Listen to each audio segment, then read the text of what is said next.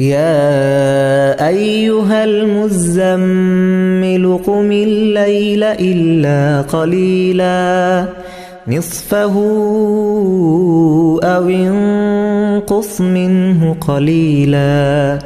أو زد عليه ورتل القرآن ترتيلا إنا سنلقي عليك قولا ثقيلا إن ناشئة الليل هي أشد وطئا وأقوم قيلا إن لك في النهار سبحا طويلا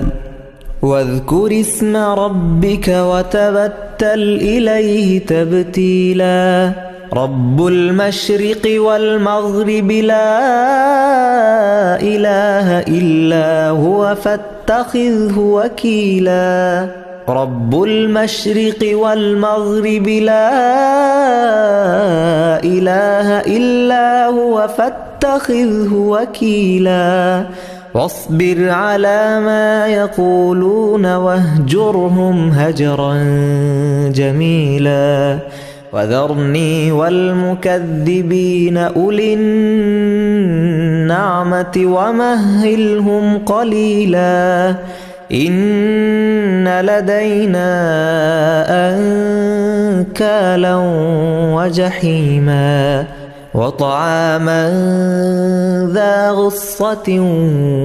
وعذابا أليما يوم ترجف الأرض والجبال وكانت الجبال كثيبا مهيلا إنا أرسلنا إليكم رسولا شاهدا عليكم كما أرسلنا إلى فرعون رسولا فعصى فرعون الرسول فأخذناه أخذا وبيلا فكيف تتقون إن كفرتم يوما يجعل الولدان شيبا السماء منفطر به كان وعده مفعولا إن هذه تذكرة فمن شاء اتخذ إلى ربه سبيلا إن ربك يعلم أنك تقوم أدنى من ثلثي الليل ونصفه وثلثه وطائفة من الذين معك والله يقدر الليل والنهار علم أن لن تحصوه فتاب عليكم فاقرؤوا ما تيسر من القرآن علم أن سيكون منكم مرضى وآخرون يضربون في الأرض يبتغون من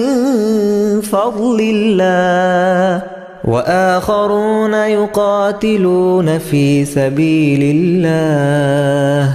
فاقرؤوا ما تيسر منه